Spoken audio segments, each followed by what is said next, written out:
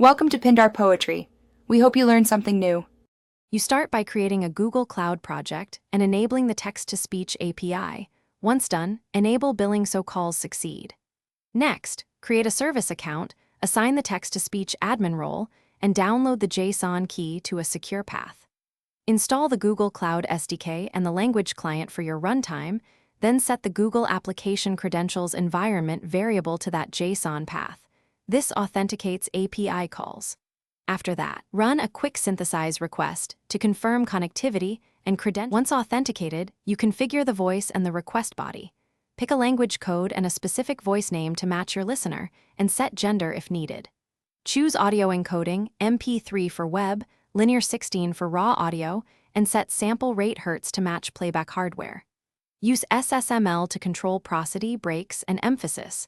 This improves naturalness. For long texts or many items, switch to asynchronous batch synthesize to avoid timeouts, and implement retry logic with exponential backoff for transient errors. Finally, write the returned audio bytes to a file with the matching extension and headers, then validate playback on your target device so sample rate hertz and encoding are correct. Integrate the synthesize calls into your app, choosing streaming for real-time or file output for batch. Test under expected load and monitor quotas. If something goes wrong, check IAM permissions, billing, and quota limits first. Rotate keys if authentication fails, and enable detailed logging to capture request and response payloads for debugging. Thanks for watching.